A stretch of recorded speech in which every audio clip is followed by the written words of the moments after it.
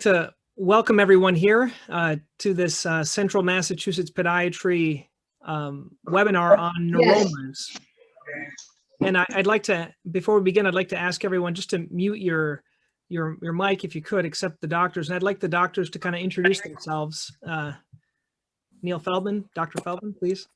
Hi, I'm Dr. Feldman. Thank you for joining us. And hi, Ben Saviet, one of the docs in the practice. Hi everybody, Sam Kellner, the newer guy here, but cool. Can everyone hear? Can everyone see? Everything is pretty straightforward. If there's any issues, you can send something in the chat if you'd like. I think we have about 25 or 26 people. Just so you guys know, we are recording this, but we're trying not to show anyone's picture on it. So if there's any issues, you can send a message or something like that. Okay. So first of all, I'd like to welcome everyone. We've been having fun doing these webinars. We do one every couple of months or so. There was a really good turnout for the other ones that we've done in the past. And today we're going to be talking about neuromas. So it's kind of exciting to see those that are interested in this. And really the expert here, I'm going to have Dr. Feldman. He's going to start talking about neuromas. He's been doing it this longest and something that we see every day in the office. So go ahead, Dr. Feldman.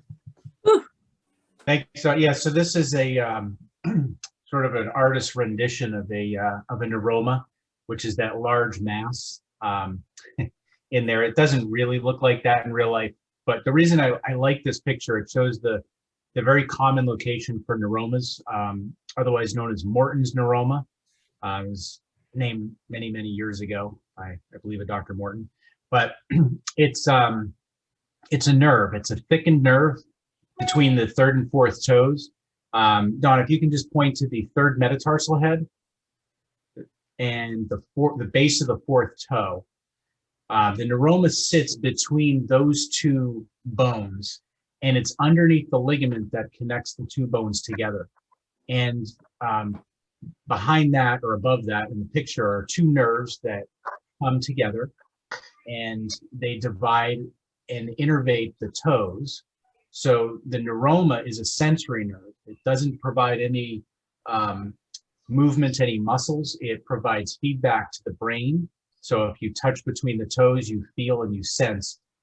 And the nerve can become compressed. So it's a compression issue. It's not a tumor where, hey, Don, can you move to the next slide? Mm-hmm. If anybody remembers the movie Kindergarten Cop with Arnold Schwarzenegger, one of the famous lines there, it's not a tumor. It's not a tumor. But anything that ends in oma is considered a tumor, an overgrowth of cells. And neuroma is nothing bad. It's really just an enlargement of a nerve. It's a thickened nerve. So it's the causes are really it's our own doing. And you know, when we are young, our feet are growing, and shoes are out there. We wear shoes, and sometimes our feet grow larger than the shoes we wear, so our feet can't spread, and the nerves that are supposed to have space in between the metatarsals and the toes, they run out of space. And then when we're moving around, if that nerve becomes irritated, it becomes inflamed, and then it continues to get irritated, and it gets larger and larger. Kind of like if you bite your cheek when you're eating, then you're going to bite it about 5 or 6 more times that same meal or the next day, because once you irritate it, it just continues to become irritated. Neuromas don't always hurt. In fact, many people actually have neuromas and have no idea they even have neuromas. When they do hurt, they can cause burning, they can cause numbness in the toes, and oftentimes the relief is just take your shoes off and rub your feet. They can get bigger over time, and they can become worse over time. And they can become very hard to treat when they become large enough, because there's only so much space between the bones and the foot, and we can't exactly live barefoot in the Northeast, at least not year round anyway. So a lot of times they do need to be treated, and you know, sometimes there is a time to treat these aggressively. Sometimes they need to be removed, and sometimes there's times when we actually really, you shouldn't remove a neuroma, or You have to be very careful because ultimately it is a nerve, and nerves can be irritated, and nerves can become chronically irritated. And I think, there is a time to treat and there's a time to not treat. And I hope we get a good sense of that through the presentation today. Okay. Now we're going to have, thank you, Dr. Feldman. Now we're going to have Dr. Saviat. He's going to talk a little bit about the different methods of imaging or looking at the neuroma. All right, so normally when somebody comes into our office, almost kind of standard of care for us, pain in the foot. There's so many things up in the forefoot that can be similar to neuromas in terms of causing pain up in the forefoot. So usually we will get plain x-rays of the foot. The most valuable version of an x-ray for us is a weight-bearing x-ray where we're able to see what that foot looks like. Now, this is actually an x-ray from today. And this is the type of a foot that in the wrong shoe could certainly develop a neuroma in terms of a very wide forefoot. And if you jam that into a shoe that's not made for that foot, there will be compression injuries. So the downside of an x-ray is a nerve like a neuroma, an issue with a nerve is going to not show up on x-ray because it's soft tissue, and soft tissue doesn't really show up with much detail on an x-ray, but bones show up very well. In terms of things that we might see from an x-ray, a wide forefoot would be indicative of potentially developing a neuroma in the future. And maybe someone has some previous trauma in that area. Metatarsal head or neck fractures can cause an entrapment in that space that makes it more likely that you develop a neuroma long-term. A better way to really, sorry, that's such a crappy slide. Better way to really establish what we're looking for is to use an imaging modality that looks at soft tissue. So I threw this slide in just so you guys could see, just so you'll know what the anatomy looks like. For both of the other type of imaging, we tend to use cross-sectional anatomy to see what we're looking for. And in this case, the image that Don's pointing to up there, that's what the metatarsals look like. If you kind of take a foot like this and rotate it down this way and look at it straight on, that's where you would see potentially a neuroma in certain imaging. So our next slide will show us that an MRI is a good way to see soft tissue structures. You can see tendons and ligaments and capsule and bones and fat and all of these, and tumors and nerves. However, there's a couple disadvantages to these. One is they're not cheap. Off the sort of a non-insured cost for an MRI is a couple $1,000s. In Europe, it's really hard to come by an MRI because they have a limited number of machines and cost more money. Another issue for MRIs is the slice thickness. So the smallest slices you can get on an MRI are around 3 millimeters. And the nerve there is not that big. So in this view, they happen to catch the nerve really well on the MRI. It's highlighted in red down below. They usually look like a barbell is the shape you're kind of looking for on an MRI there. But in this case, they happen to catch the MRI. In the event that you have a smaller neuroma or you're looking at it in a different view, you might miss it entirely depending on where they give you the slices. Another issue is it's a non-weight bearing image, so you won't necessarily see compression of the metatarsal heads when you're doing an image like this.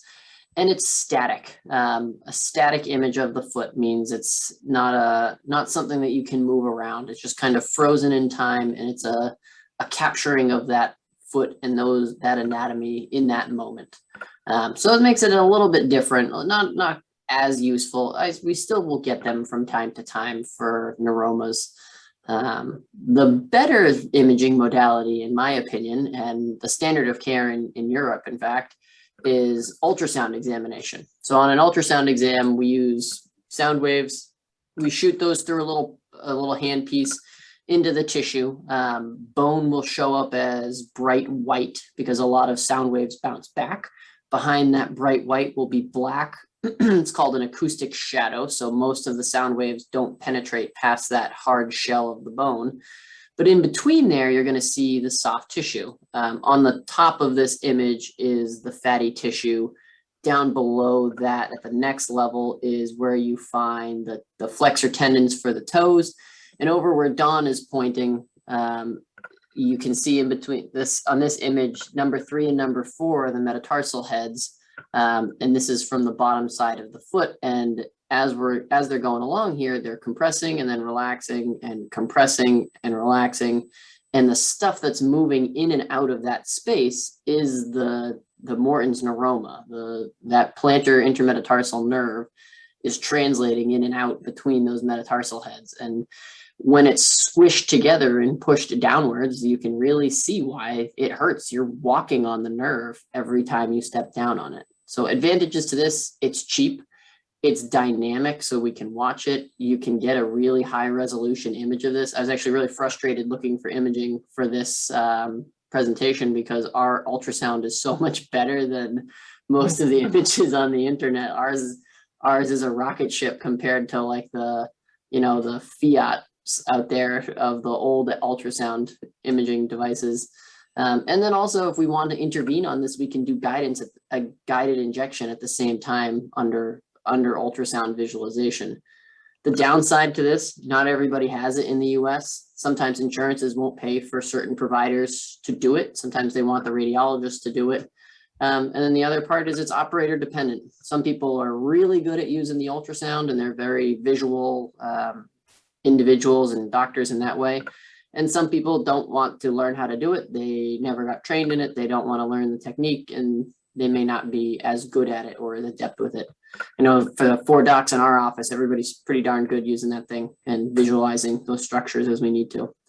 So that kind of covers the imaging. In terms of things we can do to get them better, they fall into a couple different categories, but I'm going to cover shoe modifications and orthotics. So with a really, even a normal forefoot, even a narrow forefoot can develop a neuroma. One of the main ways to treat them is to get your foot into a shoe that accommodates your foot appropriately. So rather than jamming your foot into a shoe that isn't going to fit your foot shape, like a narrow toe boxed shoe that compresses those metatarsals together and forces that neuroma downwards, we want to get you into a shoe that's wide enough to accommodate your foot and allow those metatarsals to spread out and try to get that intermetatarsal nerve to tuck back into that space so you're not walking on it. The images here I picked there's a couple different things here. The imaging on the right shows you really a standard difference between a wide toe box and a narrow toe box. So a wide toe box, even for a narrow foot, can be something that someone needs if they have a lot of splay in their foot when they step down. Some people do totally fine in a narrow toe box. They never develop a neuroma, totally fine in that shoe if that's the way their foot is shaped. But one of the other things I wanted to show here is the difference between a wide toe box and a wide shoe. If you kind of look at the heel of the shoe on each one of those widths that are there, you can see the heel width gets wider as well. There are some folks who have just a slightly wider forefoot, and then they say, oh, I feel better in a wide shoe, like a double E or a triple E, but then their heel's popping out of it. They have an anatomic heel, but the way the shoe companies don't necessarily make anatomic shoes that fit feet all that well. So they have a wider forefoot and a narrow heel, and then they try to go for a wide shoe, and then they just walk right out of the stupid shoe. So trying to find the right mix of anatomic toe box up at the front part of the shoe, but narrow enough in the heel to keep you from sliding is something we aim for. And then along with that, onto the next slide there, Don, if you could. I did just a quick analysis of these 4 shoes. There's sort of the ones that are really good at this are the 2 on the left. You have a nice wide anatomic style toe box for both of those with a relatively narrow heel. The one on the second to the right is a shoe that has a more rounded toe box and a straight last. So it goes pretty straight and it's got a decent amount of room, but is a little wider in the heel. And then on the far right is a standard running shoe with a semi-curved last. It's got a little bit of a hook to it to the side, and it's definitely more narrow up at the forefoot than the other three. And certainly the two on the left are way better in terms of providing the appropriate spacing for almost every foot that's out there. We'll go on to the next thing. There is definitely a role for orthotics and some pads for neuromas. But if you do not use these in the appropriate shoe, you're actually going to make things worse. So we're with a pad or an orthotic, we're trying to enhance you using that more anatomic shoe. And next slide there, Don. Couple different things in here. There was a real cool study about metatarsal pads and neuroma pads. That's that image on the top right about where they should go. But the overall aim is to put them just behind, so closer to the heel, just behind the metatarsal heads. And what that'll do is lift and separate those metatarsals so you get a little more space in between there and try to tuck that intermetatarsal nerve into that anatomic space where it belongs. And there's easy ways to do it. We can make them out of felt like that one on the top left and use that as a trial. There's those blue guys in the middle. Those are off the shelf prefabricated ones that usually work pretty well. They hold up a little bit better and they're a little more mobile, so you can pick them up and replace them a few times. And down in the left is a custom orthotic that has that metatarsal pad built into it, so you don't have to swap it from shoe to shoe or get multiple versions of it and try to stick it and guess in multiple places. Thanks, Ben. We're going to talk now about some of the non-surgical treatment. I just noticed there's one thing that we didn't mention as we were talking about this. Dr. Feldman alluded to it, and Dr. Saviat did as well. There's a sign that we notice for if your neuroma is kind of, you don't even need an ultrasound. It's where you squeeze the foot. As you saw a lot of those views, it kind of pops in and out. And when it clicks in there, there's a sign, it's called the Mulder's sign. And that's a pretty common sign for us. If you come into a podiatrist and we squeeze your foot and we kind of push on that area and you have pain, a lot of times you don't even need the ultrasound. I think the ultrasound is beneficial. It's fun for us. It's good for doing some of these non-surgical treatments, but a really good sign is that. And so you might even feel it in your shoe. You could feel like a clicking or something else like that. I personally have a neuroma, and when it hurts me is when I'm at the airport. So basically those hard surfaces like marble and granite. And then if I'm wearing like a dress shoe without any padding, that's when I find it. Basically a shoe, no padding, and dress shoes tend to be a little bit tighter. And then if I'm on these hard surfaces, that's when mine kind of flares up. But for the most part, it's not a problem. So I'm going to go over some of the other non-surgical options that don't involve shoe gear. I think if you just get the right shoes, and Dr. Feldman and I were talking about this before, this could all be avoided with a proper shoe. The problem is once it's inflamed, sometimes shoes aren't enough. Okay, so once it's inflamed, there are some different things that you can do to reduce inflammation. You can take anti-inflammatories. You can do a contrast bath. These are courtesy to Dr. Savitt. These are his photos. You can ice it. You can ice it on the bottom. Now, how many times do I find with patients that they ice their foot and all their neuroma pain goes away? Not too common. Once it's really inflamed, you can try that. But I don't find it works too well. One thing I want to mention, and we tend to mention this a lot to our patients, a lot of people that use anti-inflammatories, they might only use it for like when it hurts, like a day or at night or something else like that.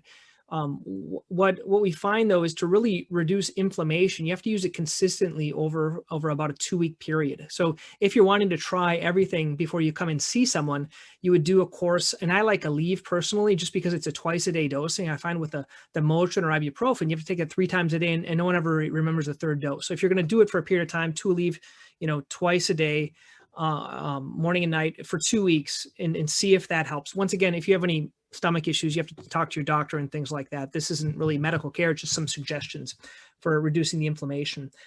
Here's kind of an example of a needle that's going in and kind of an ultrasound guided injection. Now, some of our patients, they do need cortisone injections. And as we saw with Dr. Saviat, I want to show you guys a picture. I want to take off the sound here.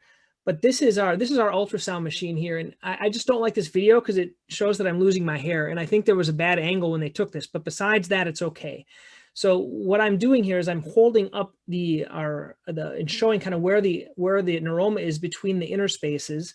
And I just want to kind of show you, if we do it with ultrasound guidance, it tends to work a little bit better. Basically, we can use less of the cortisone if we're doing that right in that area. You can see it kind of popping up and down like Dr. Saviat showed. And then as we inject it, you can actually see the needle going in, and it looks a little blue when we do it. So that's kind of an example. And you can put a lot less of the chemical or of the cortisone inside of there, and it kind of fills up as we're putting it in that area. So the other doctors, you guys can critique me later on. Oh, there it is, a little zoom on it. But so that's kind of one option, would be doing and there's another type of an injection that we don't do this right now. We did it in the past a little bit, but it's called the alcohol sclerosing injection. Basically, you take a mixture and it almost kind of destroys the nerve when you put it in there. We did that for a little bit. We're not doing it currently, but I just wanted to be complete as to the different types of injections that can be done for cortisone. So you may go to a doctor and they may recommend, it's called an alcohol sclerosing injection that you can try for that. And then finally, there's a newer treatment. As you can tell, we kind of like this technology where they have the ultrasound, and we have something called shockwave. And I don't know, we can talk maybe amongst the doctors afterwards. I haven't really tried this on too many neuromas, but they do say there's some effects for treating neuromas. There's a radial and a focused shockwave. And if an area is really inflamed, just like other areas of the body, we typically use this for plantar fasciitis or Achilles tendinitis. But when you use the shockwave on that area, it can help your own body to repair itself. Now, it's probably not going to reduce the size, because once it's really, really big or kind of scarred around it, I don't know if scarring is the right word, but it's a little bit large, it's hard to make that go down. But to reduce the inflammation around this has been shown to get some good results. So your doctor may also recommend using a shockwave type of a treatment for that, or at least trying that. If someone, for example, they really don't want a cortisone injection, or maybe it's not indicated because you've already had multiple cortisone injections or something else like that. With cortisone, I tend not to, I don't do that many for neuromas, and I wouldn't do more than like 3 a year, but usually you're not doing multiple ones if the other doctors wanted to chime in with the cortisone. But so that's those are some of the non-surgical treatments for the neuroma. There's not really any other ones that I know of, besides those. I'm going to ask Dr. Kellner here to talk a little bit about the surgical treatment. Sure. All right. So on the pictures here, we can see the classic neuroma and its location. That would be the Morton's neuroma. And on the right side is an image of what the actual surgery may look like, depending on what your procedure is. But instead of looking at that bloody mess, we can look at the next slide here and consider our surgical options. With any case, this should be kept as a last resort for symptoms that don't respond to all the non-surgical options we just discussed. On the left here, first thing I talk about is what's called a nerve decompression procedure. So if you look at where kind of that arrow is pointing, it's to the deep transverse metatarsal ligament. Just a brief anatomy lesson here, but that's kind of pointing up to those ligamentous structures that are going in between the metatarsal heads. And you may have noticed in some of the images that there was a ligament type structure overlying that bundle of neuroma. So the goal with the nerve decompression is releasing or incising that ligament in order to reduce tightness between the metatarsal heads, and this will allow for more real estate or space for the neuroma to sit in that area, because again, it's irritation in between the metatarsal heads. So releasing that ligament can allow it to sit in a better place and not cause as much irritation. You can kind of consider this like a carpal tunnel surgery if you're familiar with that. The thing here, though, it doesn't involve any actual removal of the neuroma itself, which could be good or bad depending on how you look at it, because the neuroma is still there, so it's not a definitive procedure. However, it is a procedure with a pretty high success rate and minimal downtime. It also eliminates the risk of what's called a stump neuroma, which we'll talk about in a little bit. And in my opinion, this type of procedure should be done for smaller neuromas or less chronic symptoms, depending on your history and what the neuroma might look like on imaging. So the other procedure here is just excision or resection of the neuroma itself. This is more definitive as you're actually taking the affected nerve portion out. However, again, we discussed that this is a sensory nerve that goes in between the toes. So there is the expectation that there will be permanent numbness between the toes. However, this numbness is often much more tolerable than having pain or some inability to walk because of the pain. But again, here the possibility of stump neuroma formation, which may occur because the nerves do attempt to grow back and regenerate. They are capable of that to some extent. And we find that this occurs in the literature, in my review, it's about 10 to 20% of cases. And we can go to the next slide and we'll talk about the stump neuroma just a little bit more.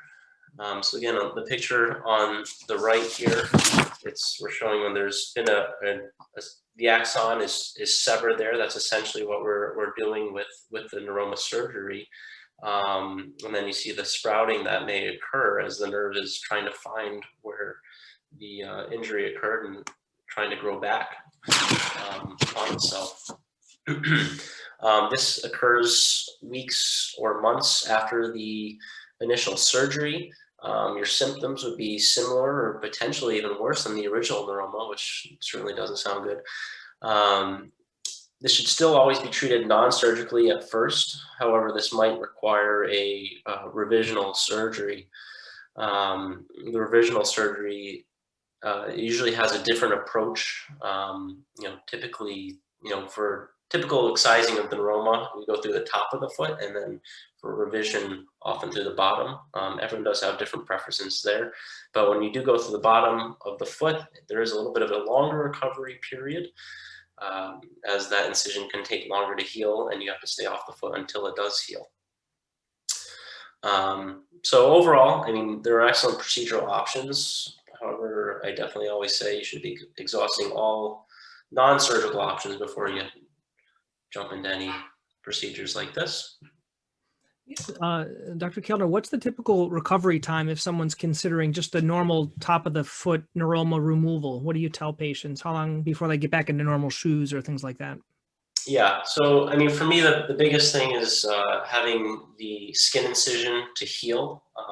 There's always the potential of delayed incision healing, or if a hematoma or formation of blood underneath the skin can occur, and that can cause the wound to have a slow healing rate. So I encourage relative rest and elevation for the first 2 weeks, so that it does heal. After that, getting into a appropriate fitting shoe and walking, usually within the 2 to 4 week mark.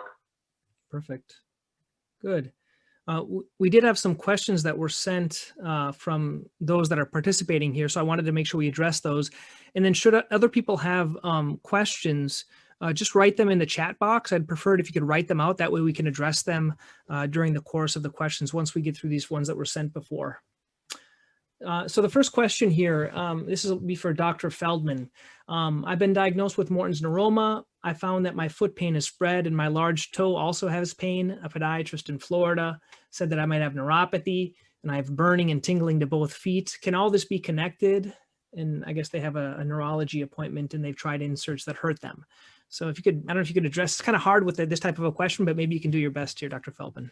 Well, they're connected in that they're nerves, but Morton's neuroma is a very isolated thing. It's going to cause pain, burning, numbness between the 3rd and 4th toes. It won't spread. That doesn't mean it can't change the way you walk. So some people have a thickened and painful nerve on the outside part of their foot, so they don't put all the pressure on the outside part of the foot. So they have to shift the way that they walk. They might put more pressure in the big toe joint. I absolutely would think if they have a neuroma and pain in the big toe joint, the shoes are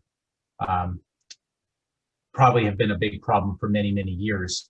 I'll just mention one thing about shoes and sort of getting older. I've been a podiatrist for 20 years. I've heard so many times from people in their 50s, 60s, 70s, 80s, I've been a size 10 for 30 years. And I'll take the sock liner out of their shoe, put it on the floor, have them stand on it, and the shoe is probably 3 sizes too small. Your foot size should not stay the same over decades of your life. Your feet, with gravity and just getting older and more standing, your feet should spread a little bit, and shoes should be able to spread with it. Neuropathy is a nerve condition where you could have different symptoms, whether it's numbness or burning. Some neuropathy is painless, some is very painful. A lot of times it's connected to spinal problems in the back. Sometimes it's connected with systemic conditions such as diabetes or prior conditions such as alcoholism, or some viruses can cause nerve numbness or nerve pain. So it is important to follow up with the neurologist, and they can do many tests. But a neuroma, specifically a neuroma, is from compression on a nerve and enlargement to a very specific nerve that causes a very specific set of symptoms. Thank you, Dr. Feldman.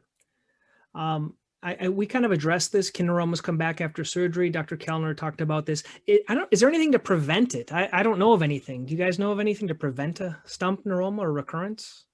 Yeah, there's a couple techniques that are a little more in the like nuanced world of like burying it, I guess. Yeah, you can bury. There's some people who will kind of close the epineurial sheath around the nerve. There are some people who will use an absorbable stitch to bury it in a local intrinsic muscle. They all kind of, they're a lot of effort, but none of them really get it to do, and nobody's really shown me a study that proves that that's definitively better than one way or another. I tend to pull it distally, so towards the tip of the toes for the non-surgeons, and then cut it as far back as possible with a sharp instrument, not a pair of scissors. You use a sharp scalpel for it, and that tends to get it to retract into the vault, the plantar vault of the foot. And if it's back there, it usually doesn't stump neuroma, but we all get them. Nobody likes them, and we all get them from time to time. Yeah. Thanks. When you cut a nerve, anything can happen. And the key, like for me, and Sam was talking about the post-op course, is my little technique is I cut the nerve, just like Dr. Savvy had said, and then I let the tourniquet down. And the body, when you use a tourniquet, you want to be able to see what you're doing in the foot. So we use a tourniquet to stop the bleeding during the surgery. And to me, it's important to let the tourniquet down before you close anything. Make sure the bleeding is subsided. Make sure it's not bleeding when you close up the wound. So it's going to lessen the amount of pressure that builds up around the nerve, lessen the amount of scar tissue. And then I keep people in a walking boot for 3 weeks before thinking about getting them back into shoes.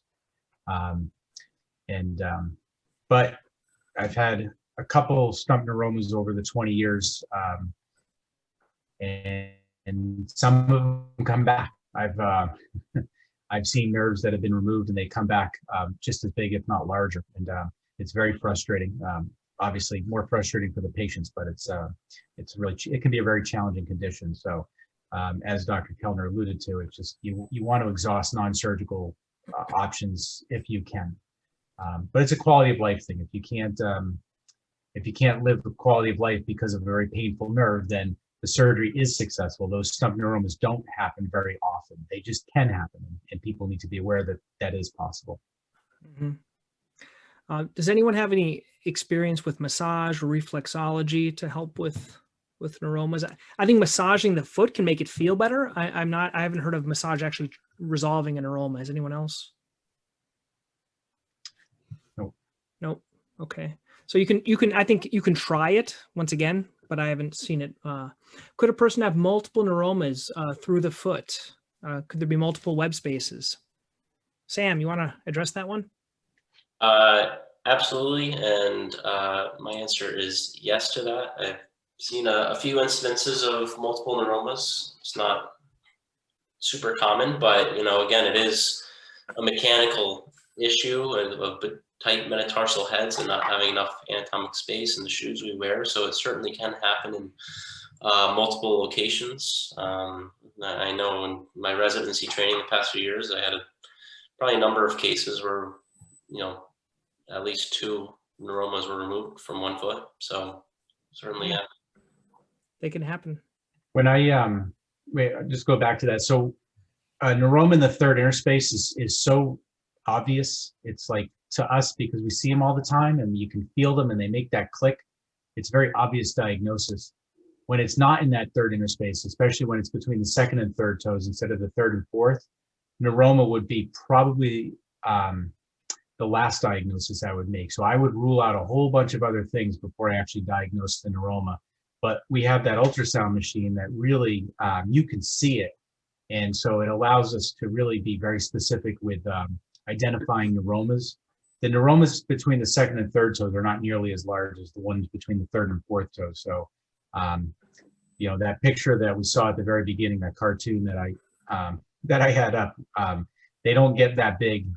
Sometimes between the third and fourth toes, they actually can, but if it was between the second and third toes, it would be very small. It would be like if the nerve is supposed to be angel hair, it would be more like linguini. That thing in there is like penning. Yeah, it's a big one.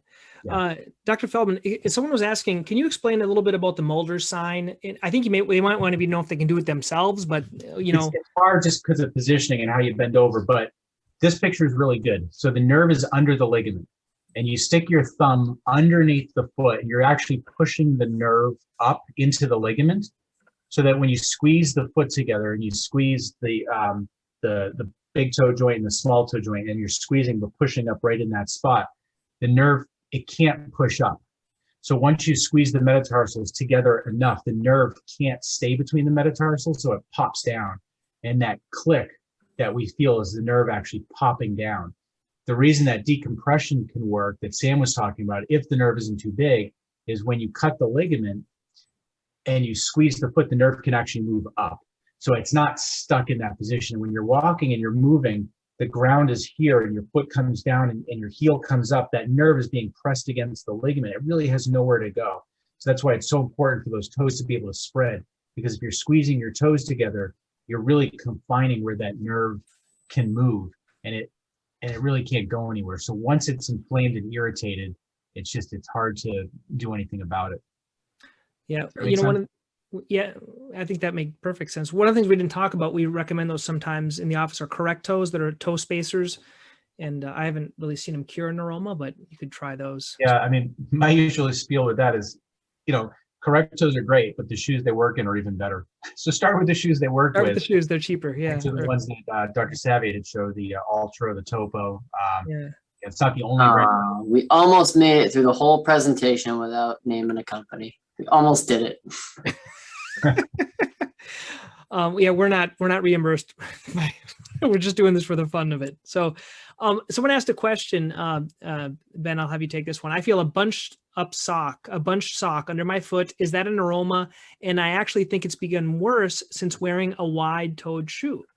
That's interesting. So that symptom of feeling like the sock is bunched up under the front part of the foot is kind of the way a lot of patients describe it. It's one of those like classic patient vignettes of, oh yeah, it hurts when it feels like this. I would encourage them to maybe try a different wide shoe, depends on the shoe. Sometimes that wide shoe causes other issues. For example, there's almost all of those companies that make that anatomic toe box shoe. They have a lower heel drop. So all of a sudden what felt pretty good for the neuroma maybe doesn't feel so good for the front part of your foot because you're accommodated and used to wearing a shoe that has a 10 or a 12 millimeter drop. Usually you accommodate to that, but it can take 6 to 12 months to get used to that foot to the drop on the heel. If that's the case, if it doesn't get better with just the anatomic shoes alone, then that's where the neuroma pads and the orthotics really start to come into play. Then after that, that's when cortisone injections sort of come into my treatment algorithm, where I'm like, all right, you're not getting better with the stuff that's non-invasive and taking the pressure off of the nerve. So maybe we need to help shrink that nerve a little bit with an assist with a little cortisone, or try a little bit of shockwave on there to get it better. Mm-hmm. There was a question as well. A person that's had neuromas for many years, they like softer shoes for running, probably for the cushion, but they need firmer soles for hiking and trail walking. For people that are really active and they want to do this hiking and walking, I think you gave some good advice with the orthotic. Anything else besides an orthotic or a metatarsal pad? Usually a boot fail. If it's a hiking thing, it's a boot failure. There's a bunch of boots that are way too narrow. People wear extra thick socks when they go hiking, or they wear their weatherproof socks, and all of a sudden, and the shoes are not particularly flexible in the upper. So now they run into the issue of they're up against leather or vinyl, and it doesn't stretch, and there's not enough space for them. So several of those anatomic style shoe companies make hiking boots as well. Yep. That'll have a more anatomic forefoot, but there's a couple others out there that make anatomic style boots as well. Good. And we have a lot of questions on shoes here. I'm going to ask this to Dr. Feldman. I recently bought 2 pairs of Ultra Torin 5s. They're wide, planning to return. The 11.5 wide are much longer length, but the width feels great. The 11 wide fit better lengthwise, but they aren't as wide. Should I focus more on better width, feel, or length with a neuroma?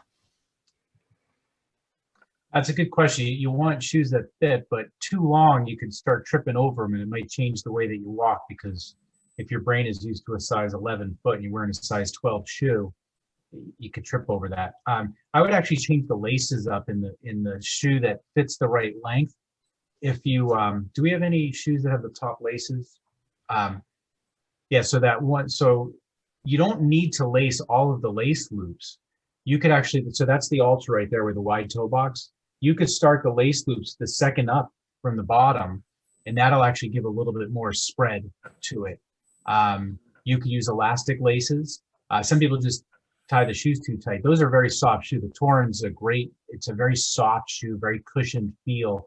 The Escalante is a type of Ultra that actually fits a little wider than the Torin. So you might want to try the same size, but just with the Escalante rather than the Torin.